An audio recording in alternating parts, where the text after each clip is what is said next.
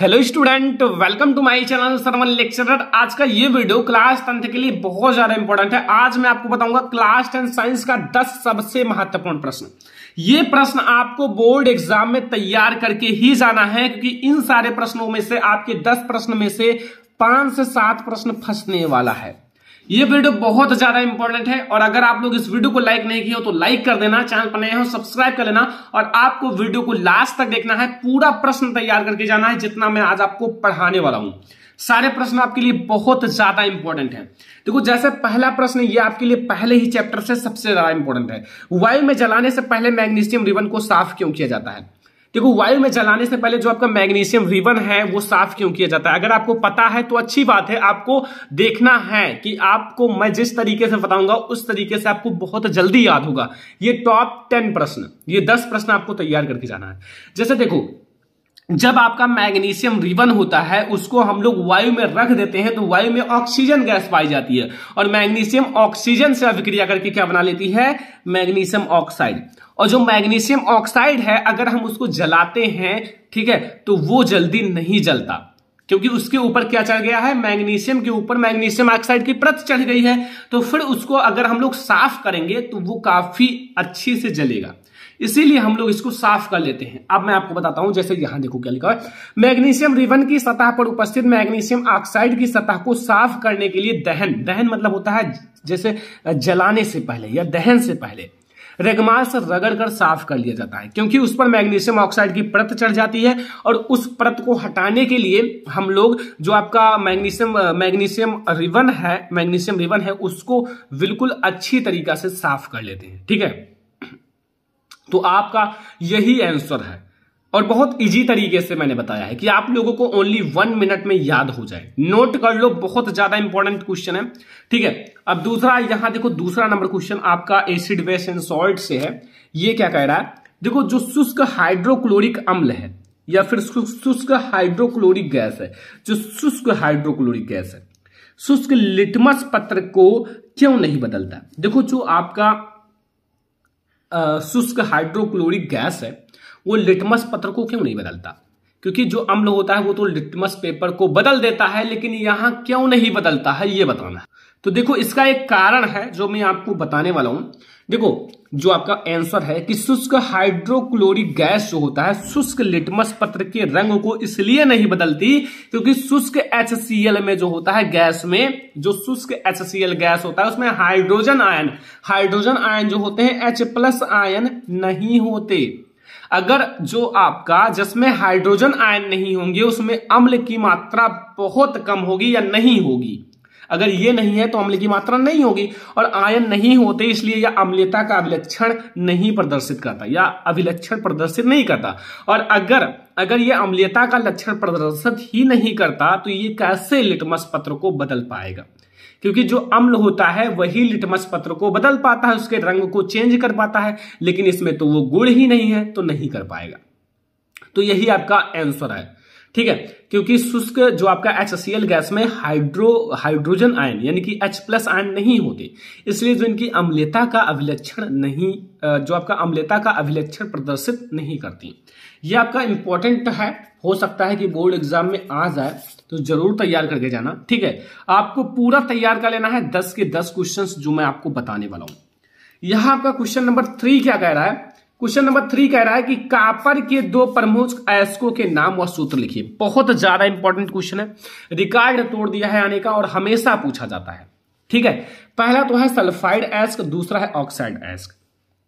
ठीक है, sulphide ask और ऑक्साइड एस्क। सल्फाइड एस्क के अंतर्गत आते हैं कॉपर ग्लन्स। कॉपर ग्लन्स का जो सूत्र होता है Cu2S, ये Cu2S लिखा हुआ है, तो यहां सल्फाइड है यानी कि S आ गया, सल्फाइड। ठीक है, यस। और ऑक्साइड में आएगा O। यहां देखो, आपका कॉपर पाइराइड जिसका सूत्र होता है CuFeS2। ठीक है, ये है हमारा कॉपर पाइराइट। और यहां दूसरा जो है आपका ऑक्साइड एस्क में जो आता है क्यूप्राइट का जो सूत्र होता है वो होता है Cu2O। ये आपका क्यूप्राइट है और ये आपका कॉपर ग्लन्स है और ये आपका कॉपर पाइराइट है। समझ में आया? ये है कॉपर के दो प्रमुख अयस्क और बोर्ड एग्जाम के लिए सबसे ज्यादा इंपॉर्टेंट टॉपिक है। याद रखना, बहुत ज्यादा इंपॉर्टेंट है, आपको याद करके ही बोर्ड एग्जाम में जाना है। क्वेश्चन नंबर 5 आपसे क्या कह रहा है? क्वेश्चन नंबर 5 कह रहा है कि एथिल अल्कोहल के दो प्रमुख उपयोग बताओ। जो एथिल अल्कोहल होता है जिससे शराब बनाया जाता है, अल्कोहल सीधा लिखा रहता है कि इसमें अल्कोहल की मात्रा इतना है। तो सबसे पहले तो आपको यही पता चल गया फर्स्ट नंबर कि शराब तथा अन्य अल्कोहलीय पेय पदार्थ बनाने में, पहले तो शराब बनाने में या फिर कोई और चीज जैसे जो आपका अल्कोहलीय पदार्थ बनाने में, पेय जो पीने वाली चीजें हैं। और जो दूसरा एक अच्छा विलायक, यह एक बहुत अच्छा विलायक है, विलायक, ठीक है। ये है हमारा दो जो आपका मोस्ट इंपॉर्टेंट एथिल अल्कोहल के उपयोग। एथिल अल्कोहल के जो उपयोग हैं वो फर्स्ट नंबर क्या है वो मैंने आपको बता दिया, शराब तथा अन्य अल्कोहलीय पेय पदार्थ बनाने में। और दूसरा नंबर जो है यह एक अच्छा विलायक है। ये हमारा क्वेश्चन नंबर 4 है। और अब हम लोग देखेंगे क्वेश्चन नंबर 5। क्वेश्चन नंबर 5 आपसे क्या कह रहा है, ध्यान से समझो यहां, ठीक है। एक होता है आधुनिक आवर्त सारणी और एक होता है मेंडलीफ की आवर्त सारणी। दोनों को समझना चाहिए, आपके बोर्ड एग्जाम के लिए इंपॉर्टेंट है। देखो, जो आपकी आधुनिक आवर्त सारणी का नियम क्या है और मेंडलीफ की आवर्त सारणी का नियम क्या है। अगर आप आधुनिक आवर्त सारणी का नियम समझ जाओगे तो मेंडलीफ की आवर्त जो आपका नियम समझ जाओगे। सबसे पहले यहां एक बात याद रखना, जो आपका ये चीज लिखा हुआ है ये दोनों के लिए सबसे ज्यादा इंपॉर्टेंट है। देखो, एक होता है परमाणु क्रमांक, एक होता है परमाणु भार। लेकिन जो मेंडलीफ जी थे वो परमाणु भार को लेकर चले और जो आधुनिक आवर्त सारणी है उसमें परमाणु क्रमांक को लेकर चला गया। जैसे आधुनिक आवर्त नियम के अनुसार तत्वों के जो भौतिक तथा रासायनिक गुण होते हैं उनके परमाणु क्रमांकों के आवर्ती फलन होते हैं। आधुनिक आवर्त सारणी में यही कहा गया है कि जो तत्व होते हैं, तत्व के भौतिक तथा रासायनिक गुण जो होते हैं वो किसके आवर्ती फलन होते हैं? परमाणु क्रमांक के आवर्ती फलन होते हैं। ये है सबसे मोस्ट इंपॉर्टेंट चीज। लेकिन यही जो मेंडलीफ जी ने कहा था वो ये कहा था कि आधुनिक आवर्त सारणी जो है, ये कहा था, लेकिन मेंडलीफ ने कहा था मेंडलीफ की आवर्त सारणी के अनुसार तत्वों के जो भौतिक तथा रासायनिक गुण होते हैं परमाणु भार के आवर्ती फलन होते हैं। वहां परमाणु भार कहा गया है और यहां क्या कहा गया है? परमाणु क्रमांक कहा गया है। याद हो गया? कोई दिक्कत, कोई कंफ्यूजन हो तो बता दो, क्योंकि आप लोगों को मैं हर एक क्वेश्चन को अच्छे से समझाने वाला हूं और हर एक क्वेश्चन को आपको नोट करना है। बहुत ज्यादा इंपॉर्टेंट हर एक क्वेश्चन है। क्वेश्चन नंबर 6 आपको क्या समझना है? सबसे पहले आप समझो कि हमारे अमाशय में अम्ल की क्या भूमिका है। देखो, जो हमारा अमाशय है उसके अंदर अम्ल भी पाया जाता है। लेकिन अब बहुत सारे लोग सोचते हैं कि आखिर अम्ल की क्या भूमिका है। जो आपका जैव प्रक्रम चैप्टर है उसमें सीधा आपका ये एजेंसी ERT का है और सीधा आपकी बुक में क्वेश्चन ही पूछा गया है कि हमारे अमाशय में अम्ल पाया जाता है, लेकिन अम्ल की भूमिका क्या है। तो मैं आपको समझाता हूं अच्छे से। देखो, हमारे अमाशय में उपस्थित हाइड्रोक्लोरिक अम्ल क्या पाया जाता है? HCl यानी कि हाइड्रोक्लोरिक अम्ल पाया जाता है हमारे अमाशय में। अम्लीय माध्यम तैयार करता है। देखो, ये अम्लीय माध्यम तैयार करता है। जो अमाशय में हाइड्रोक्लोरिक अम्ल होता है वो क्या तैयार करता है? अम्लीय माध्यम तैयार करता है, जो पेप्सिन एंजाइम की क्रिया में सहायक होता है। जो पेप्सिन एंजाइम है उसकी क्रिया में सहायता करता है। कौन? HCl। जैसे अगर पेप्सिन एंजाइम कोई कार्य करता है तो उसमें यह सहायता करता है। अब देखो, पहला बात तो यह है कि पेप्सिन एंजाइम में ये सहायक होता है, ये पहला इंपॉर्टेंट चीज है। लेकिन दूसरा है बहुत ज्यादा इंपॉर्टेंट चीज कि यह जो होता है भोजन में कीटाणुओं को भी नष्ट करता है। जो भोजन आप खाते हो, ठीक है, फूड, उसमें कीटाणु होते हैं। अब वो कीटाणु को नष्ट करने के लिए ये हमारा अम्ल बहुत इंपॉर्टेंट भूमिका निभाता है। ठीक है, सबसे पहले आपको यह समझना है कि हमारे अमाशय में जो हाइड्रोक्लोरिक अम्ल है एक अम्लीय माध्यम तैयार करता है। अब अम्लीय माध्यम जो होता है वो तैयार कर लेता है, लेकिन जो पेप्सिन एंजाइम की क्रिया में ये सहायक होता है, जो आपका अमाशय में अम्ल होता है, अम्ल पाया जाता है वो। और दूसरा चीज है कि ये भोजन में उपस्थित कीटाणुओं को भी नष्ट करता है। याद हो गया ना? आपका बहुत ज्यादा इंपॉर्टेंट टॉपिक है, इसलिए मैंने आपको अच्छे से समझा दिया। अब एक बात आपको और समझना है। यहां देखो, क्वेश्चन नंबर 7 आपसे क्या कह रहा है कि अनुवांशिकता के जनक का नाम बताइए। जो अनुवांशिकता के जनक हैं उनका नाम बताना है। देखो, अनुवांशिकता का जनक आपको पता होगा, ग्रेगर जॉन मेंडल जी हैं। ये है ग्रेगर जॉन मेंडल जी, जो आनुवांशिकता के जनक है। ये तो आपको पता चल गया। अब जो सबसे ज्यादा इंपॉर्टेंट चीज है, इनके 3 नियम, एक तो है प्रभाविता का नियम, पृथक्करण का नियम, स्वतंत्र अभिमन का नियम। बोर्ड एग्जाम में कई बार पूछा गया और मैंने पढ़ा भी दिया है, आप लोग सर्च कर लेना, वो भी तैयार कर लेना, क्योंकि इसमें मैं यही बताना चाहता था और ये जो चैप्टर है बहुत ज्यादा इंपॉर्टेंट भी है। तो आनुवांशिकता के जनक जो है ग्रेगर जॉन मेंडल जी हैं, याद रखना, बोर्ड एग्जाम के लिए इंपॉर्टेंट है। अगला क्वेश्चन देखो, अगला क्वेश्चन है 8 नंबर क्वेश्चन, कि जो किस रंग के लिए प्रकाश के लिए कांच का अपवर्तनांक अधिकतम तथा न्यूनतम होता है। जो आपका प्रकाश के लिए कांच जो है का अपवर्तनांक, देखो कौन सा रंग है जिसके लिए अपवर्तनांक अधिकतम होता है, अधिकतम, और कौन से रंग के लिए न्यूनतम होता है, यही इतना बताना है। और एक होता है अपवर्तनांक और एक होता है तरंगदैर्घ्य। ये एक दूसरे के विपरीत होते हैं, उल्टा होते हैं। अगर आपको अपवर्तनांक याद है तो समझो तरंगदैर्घ्य भी याद हो गया, क्योंकि जिसका अपवर्तनांक अधिक होगा उसका तरंगदैर्घ्य कम होगा, और जिसका अपवर्तनांक कम होगा उसका तरंगदैर्घ्य अधिक होगा। समझ में आया? थोड़ा सा आप ट्रिक से याद करो कि एक चीज याद करो तो उससे 2, 3 चीजें, 4 चीजें याद हो जाए, ऐसा याद करो, ठीक है। जैसे मैं आपको बता दूं, यहां बहुत ज्यादा इंपॉर्टेंट ये क्वेश्चन है, बहुत ज्यादा इंपॉर्टेंट, इसीलिए मैंने आपको कहा है ओनली 10 क्वेश्चन बताऊंगा, लेकिन जो बोर्ड एग्जाम के लिए सबसे ज्यादा इंपॉर्टेंट है। देखो जो वैगनी रंग है, वैगनी रंग के लिए प्रकाश के लिए अधिकतम होता है। जो वैगनी रंग है उसके लिए अपवर्तनांक क्या होता है, अपवर्तनांक अधिकतम होगा,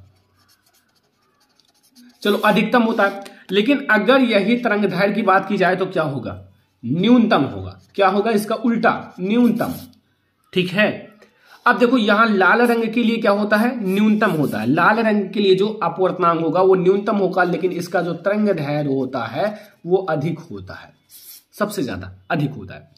तो यहां से आपको यह समझ में आ गया। ये हमारा क्वेश्चन नंबर 8 है और आई होप कि आपको सबसे ज्यादा बेटर समझ में आ गया होगा। क्वेश्चन नंबर 9 आपको समझना है, जो आपका क्वेश्चन नंबर 9 है। देखो यहां आपको सबसे ज्यादा इंपॉर्टेंट है, सबसे पहले एनसीईआरटी का प्रश्न है, 2011, 13, 15, 16, 19 में आया हुआ है, इसलिए मैंने आपको ये बहुत बार बताया भी हूं। आज मैं आपको और बता रहा हूं, दोबारा नहीं बताऊंगा, कि नेत्र की समंजन क्षमता से आप क्या समझते हो। बहुत ज्यादा इंपॉर्टेंट क्वेश्चन है, इसलिए मैं आज आपको फिर से बता रहा हूं, याद रखना। अगर आपको ना याद हो तो नोट कर लेना, जैसा मैं आपको बता रहा हूं। देखो यहां उत्तर समझो कि नेत्र की वह क्षमता, जो आपका आंख है या नेत्र है, किसी भी नेत्र की, चाहे आपका हो चाहे किसी का हो, नेत्र की वह क्षमता जिसके कारण वह अपनी फोकस दूरी को समायोजित करके निकट अथवा दूरस्थ की वस्तुओं को फोकसित कर लेता है, नेत्र की समंजन क्षमता कहलाता है। देखो चाहे वस्तु दूर रखी हो और चाहे वस्तु नजदीक रखी हो, उसको देख लेता है, स्पष्ट देख लेता है, मतलब आपका आंख जो है वो स्पष्ट देख लेता है। तो वही आपके नेत्र की क्षमता है और वही आपके नेत्र की समंजन क्षमता है। यहां कहने का अर्थ है कि आपके नेत्र की क्षमता कितना है, कितना दूर वस्तु रखा हुआ है उसको आप अच्छे से देख लेते हो, कितना नजदीक वस्तु रखा हुआ है कि आप अच्छे से देख लेते हो, ये चीज आपको बताया जा रहा है। तो यहां से आपको नेत्र की समंजन क्षमता भी समझ में आ गया। अब ये आपकी बुक का सबसे ज्यादा इंपॉर्टेंट न्यूमेरिकल है, छोटा सा है और समझना है। 2011, 13, 14, 15, 17, 19 में आया हुआ है। यहां देखो लिखा हुआ है कि आपका क्या लिखा हुआ है कि आपका 250 वोल्ट और 5 एम्पियर फ्यूज वाले परिपथ में 25 वाट के कितने बल्ब जल सकते हैं, यानी कि कितने बल्ब, आपको बल्बों की संख्या, यानी कि जो बल्ब होते हैं उनकी संख्या ज्ञात करना है। तो सबसे पहले आपको माना जो n बल्ब, यानी कि n बल्ब जल सकते हैं, सबसे पहले आपको मान लेना है n बल्ब जल सकते हैं। क्या जल सकते हैं, n बल्ब जल सकते हैं। अब अगर आपने n मान ही लिया तो n की आप संख्या, यानी कि n का मान ज्ञात कर लो, आपको ऑटोमेटिक पूरा आंसर पता चल जाएगा। अकॉर्डिंग टू क्वेश्चन v का मान कितना दिया हुआ है, 250 वोल्ट। चलो ये तो आपको पता चल गया। और I यानी कि धारा कितना दी हुई है, 5 एम्पियर। अब जो आपका देखो P बराबर होता है, P बराबर आपका है, देखो P बराबर आप n जो बल्बों की संख्या है और आपका जो ये वोल्ट है 25 कितना है, कितना वाट आपका कितना है। यहां देखो एक चीज और लिखा हुआ है 25 वाट, इसको आपको P लिखना है, क्योंकि यहां जो सामर्थ्य आपका P है ये इसके बराबर होगा, क्योंकि जितने बल्ब जल सकते हैं यन और कितने वाट के बल्ब हैं, इन दोनों को अगर आप गुणा करोगे तभी आपको पी का मान पता चलेगा।